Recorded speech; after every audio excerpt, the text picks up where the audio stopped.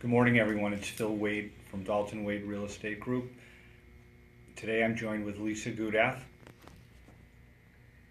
and Sharina Clemens and a whole bunch of people viewing us on Periscope. Today we're going to talk about converting internet buyer leads and kind of the best practices around that. So just very top level in terms of what's a profitable conversion percentage. Typically, if you're somewhere in the 4 to 5% range, so if you get 100 leads, that means 4 or 5 of those should actually turn into a closed transaction. And then depending on obviously the commission, will kind of indicate how profitable that is for you. If you're actually getting leads from the from the company, your cost is sort of on the back end. So for the company, typically again we kind of like to see in that 4 to 5% range. In terms of conversion, we've had upwards of 7 or 8% by certain agents. So 4 to 5% definitely seems to be something that's within reach. But again, the process and procedures you go through in converting the leads will have a direct bearing on your conversion percentage. So the next thing I'd like to chat about is so primarily most everybody's on the Zillow lead program, and then at least within the company, and then within Zillow there's 2 types of leads. There's their foreclosure, pre-foreclosure product, and then there's also what's called their Premier Agent product. So on the Premier Agent, typically there's 4 people on the listing agent, and then 3 others. So you have roughly a 1 in 4 chance of being clicked on. The foreclosure product, typically there's just 1 person on the listing, so you've got a much higher chance of getting that lead. The drawback of that is oftentimes those properties aren't available, and you have to sort of take them from the property they inquired on to helping them, and we'll talk about that in a little bit. Helping them in terms of finding something else. But the quickness of your response, especially in terms of the Premier program, where your potential, but really for all internet leads, because again, what ends up happening is there's a very high probability that person, the potential buyer, might have clicked on more than 1 agent. Whoever follows up first, makes contact first, builds that relationship first, has the better chance of getting the business. And then if you think about it on another level, somebody clicked on something, and then 9 hours later somebody's calling them back. It's just not the best way to kind of get your best foot forward. And then a lot of times, for me, I would say probably 1 out of 3 leads that we get, the person has called. So, basically I tell them I'm unavailable to help them, and someone will call them right back. So again, and the people that call are better leads. They've actually they didn't just click a button, they've taken the time to actually call. It shows a higher level of interest, and those folks probably and do convert better. Again, same thing. I've told them we'll be calling them back, and hopefully that call occurs within 10 or 15 minutes, and again, not several hours later. Now I understand everybody's always we're all busy. Sometimes being able to get back to people is not practical, because you're out with a client, you're at a home inspection. Sometimes these properties take time to look up. Just shoot me a text and say I'm off the leads. Certain agents do that religiously, others not so much, because again, if you can't process it, and you can't process it sort of with the best practices, we've diminished the chance of it converting, and you kind of add that up, and that drags our conversion percentage down. So quick follow-up key. The other thing we've kind of developed is the two call two email, two text approach. And again, so if you think about it, we've talked about conversion at 4 to 5%. So that the other side of that is 95 or 96% don't convert. They're junk. So sometimes, and we're going to get a lot of people that they're just not going to need our services right now. That doesn't mean they don't love us. They just they're not looking for a real estate agent. They might have an agent. We may not want to work with them. Their price point may be too low. So again, on somebody that's, as you kind of get into it, you can be a little bit more selective. But the ones that you've said, okay, I want this person, they're coming in, and the commission based on the property they're inquiring on, is in excess of 4,000. I kind of use as my cutoff. 3,000 is fine too. I'm all over them. So I call them, I leave a message. I text them immediately and I send them an email. Again, the text and the email and even the call should all be scripted out. So all of that really should only take 5 minutes. So if you don't get them and you don't actually get into the conversation with them. And then the thing would be to then follow up again the next day, same thing, call them again, text them again, and email them again. So now you've actually touched them 6 times, and if they still haven't responded, personally, I'm done. There's other leads that I know will be more productive. I haven't personally had the greatest experience and success in converting folks once they've kind of gone through that 6-touch program that we do. And to me, they're just trash at that point, and I want to spend my time on people that I can help, not people that aren't interested. However, somebody else might say, well, there's gold in them nuggets, and they can still convert 1 or 2, over the course of a year by maybe setting them up with a task to follow up in 2 weeks or a month, some predetermined amount of time. Maybe they just got busy, and then, or they're just not ready then, and if you just put them in trash, they're kind of forgotten about and gone, as opposed to, well, I'll call them again in 2 weeks, or I'll call them again in a month, and continue to try to work them. Because if you think about it, and again, why it's important, and again, that's really all I'm looking for from our teammates, is that they do the 2-call, 2-text, 2-email program, and they do that religiously. If they want to take it beyond that and still try to work those leads, that's perfectly fine. That's their choice.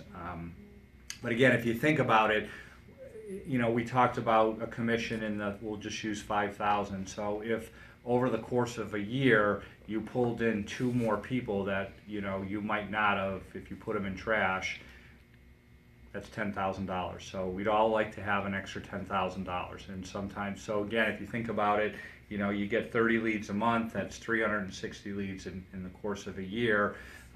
You're looking to increase your conversion by about 0.5%. So that 0.5% increase is $10,000. So, I encourage everybody, take a look at, it's called 10 Days of Pain. It's a video on YouTube. It talks about, hitting the people, internet leads for 10 days in a row.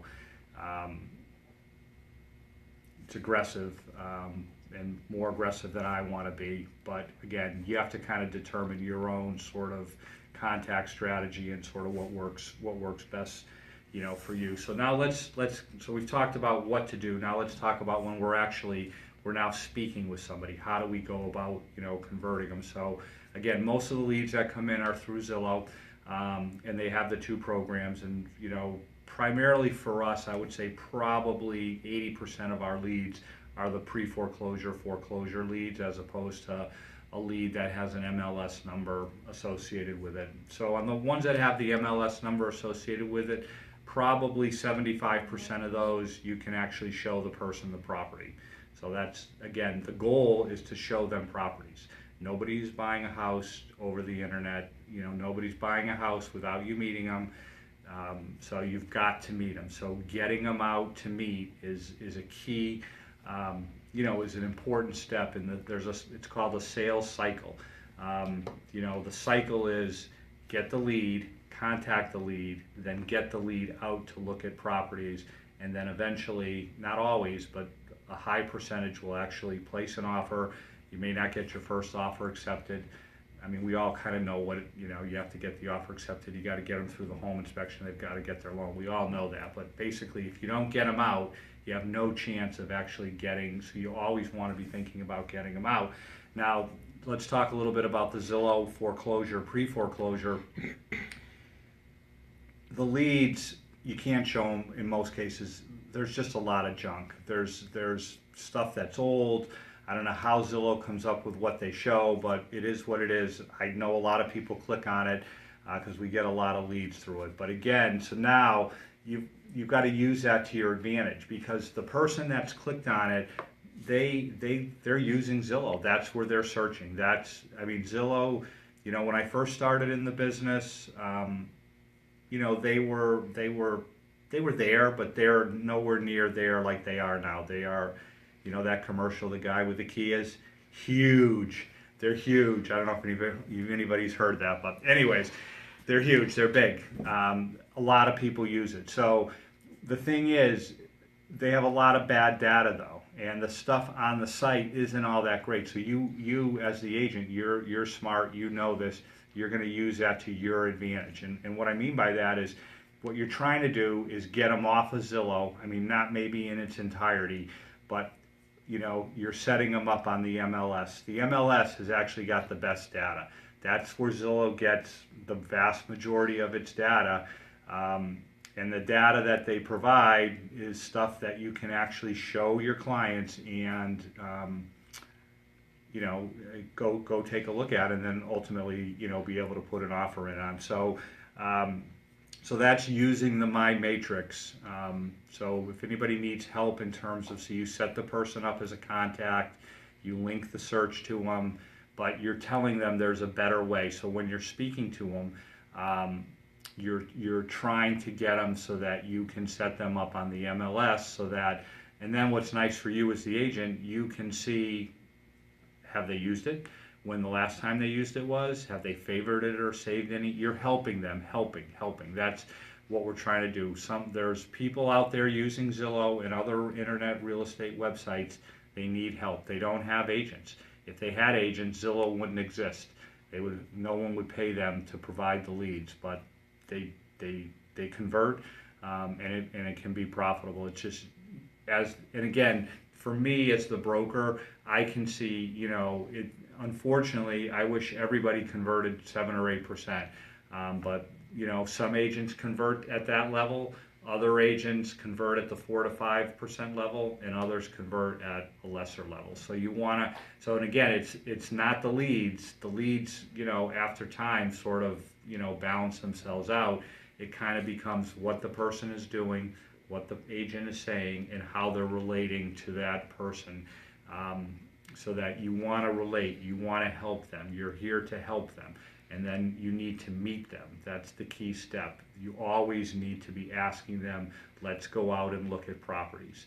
You can't sell them anything if you don't get them out. So that has to be paramount in your mind. It's just like, when you go, you're in a restaurant and they ask if you want dessert. They don't care if you want dessert. They want it, or if you want a glass of wine or a bottle of wine. It's called an upsell, and they're upselling you so that they get a bigger tip. So it's kind of like that here. You've got to ask. If you don't ask, a lot of times they won't respond. Some will, but most won't. But if you ask, all of a sudden you increase your chance of actually them, wanting to go out with you. They're gonna use an agent. Why not it be you? So that's kind of, so get them off of Zillow and get them onto, the MLS. The MLS is great. I mean, it's a great system in terms of, it shows them properties that they can actually purchase. It's difficult out there, as I'm sure many of you have experienced, in terms of getting offers accepted. There's multiple offers. It's not like it was, a year or 2 years ago where you put an offer in, you were the only one, and more than likely you got it accepted, and you also got, something off the list price. Now, if your clients, and again, depending where you are, but it's heating up everywhere. So you've got to be aggressive, and you've got to educate your client. So the MLS is awesome in helping you to do more business. And then, so again, not everybody converts right away. Not everybody says, "Hey, I want to go out, right now." So the folks that don't, maybe they're getting married, and then they're going on their honeymoon, and they're back in a month. You don't just forget about them, you nurture them. You basically, set up a task in the follow-up boss and touch them maybe, the day they get back, or you let them settle down, but you're continuing to work them. You're continuing to ask them to go out. Go out. You want to go out. It's go out. Go out. Go out. Meet. Meeting is important. You can meet on the phone. I kind of equate it to online dating. Online dating, yeah, great. You can, talk on the phone all you want, but you're not really getting anywhere with the person unless you meet them. So this is kind of like that, that it's not online dating, but it's online, working buyer leads, and until you meet them, you really have no chance. So, and if they don't want to meet, then they go in trash. They're not real, or they're real, but they just, they're not really looking for an agent. You want to focus your time. So again, ask for the order, and then really having a strong, kind of CRM, to manage all this. We as a company use Follow Up Boss. We've implemented that probably about 6 weeks ago. We're still working through not some bugs on follow-up's part, but really some just, best procedures on our part, in terms of how to use it, in the best way to get the most out of it. Unfortunately, it doesn't have the greatest mobile app, so if you're somebody who's all about your phone, it makes it a little bit harder. Again, what you can do is, just be at your desktop or your laptop, one time during the day, and sort of update your stuff and kind of work off of that. It's a great system if you use it. All of this is the difference between, converting, 2 or 3%, which isn't as profitable for the company or for the agent as it is, upping that conversion. And again, we talked about, and I'll just round up, you get 400, buyer leads over the course of, a year. Your conversion is 3% versus 4%. That's 4 extra transactions at $5,000, a transaction. You generated $20,000 more. So you have to be thinking in terms of conversion.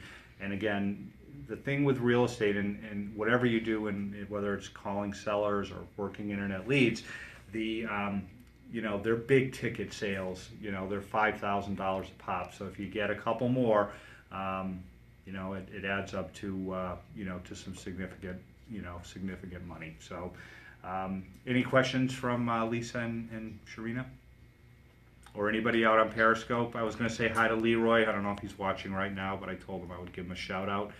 Hey Leroy, what's going on? You have any questions? I have a question. Okay, Sharina has a question. With the Zillow foreclosure leads. Yep. It seems like a lot of the people that I talk to, they want something for nothing. Like they want, $1 million house with $500,000, and it's like an impossible task. So how do you overcome that? What is something, that I can rebut it with? That's a great question. The real estate market is very, very efficient. So you need to tell them that, so that there are no, in my opinion, there are no deals. There are definitely no huge deals. You might be, if you're really good and someone works really, really hard, meaning you and your buyer, and that's what I call legwork, and that's going out and looking at, 20, 30, 40 homes, you might find something that's not priced correctly. But again, what can you actually, possibly save? It might be 1 or 2%. It's a very, very efficient market, and right now, unfortunately, the days of deals are gone. That's gone. If people are still looking for a deal, you probably don't want them as a client. Again, hopefully those folks. What we found is that, again, there are real people within those 100. I use 100 because it's a nice round number. Within those 100 leads, there are real people that are actually looking to purchase a home and will pay what it's worth, because that's the only way they're going to be able to buy it. If they're a lowballer, like it just doesn't work, in terms of getting stuff done, because there's too many people right now. It's supply and demand. There's too much demand and there's not enough supply. So if you're dealing with somebody that's, again, some people might start off like that, putting offers in that are low, but they're not going to get them. They're not going to get them accepted. So you have to educate them, and if they're not educatable, then you have to put them in the trash, because they're just wasting your time. What? So again, you don't want to be wasting your time. You want to just be efficient, and you want to say to yourself, I actually I gave Lisa 2 of my leads. I had taken them out for 4 months each, and they were either going in trash, but I liked them both, so they were good people, so we kept on going. And then she took them out the first time, and she put them under agreement. So sometimes you just never know. He was so upset. What actually happens in terms of, but you do have to make the decision. Is this somebody that trust me, I've taken, again, it's a numbers game. Real estate is a numbers game. You're going to get 100 leads. You might get 10 people to go out. Hopefully 5, and that's probably a little bit high, but you might get 8 or 9 that go out. Out of those 8 or 9, some are not going to buy. It's just, it is what it is. Or it's going to take them a long time. We'll use Lisa again. She did do those 2. She did get a couple, one person out of, an open house. It does happen. People go in different directions. Sometimes you don't hit it off with them quite as, so, and again, there's nothing wrong with that. It just is part of this whole process of conversion. So, that's why, again, you probably need to take out, if again, you're looking for 5%, 5 deals out of 100 leads, you might need to take 8 people out, 3 aren't going to buy. I've taken them out and pretty much, they're just not ready to buy, or, maybe you took them out and they're not pre-approved. There's a lot of things that can happen. But again, the more you take out, eventually you will meet people that can purchase and are willing to purchase and are willing to pay what the property's worth. Okay, thank you for that. Lisa, any questions? Mm. Anybody on Periscope with any questions? All right, that's a wrap, and thanks for tuning in, and we'll see everybody next week.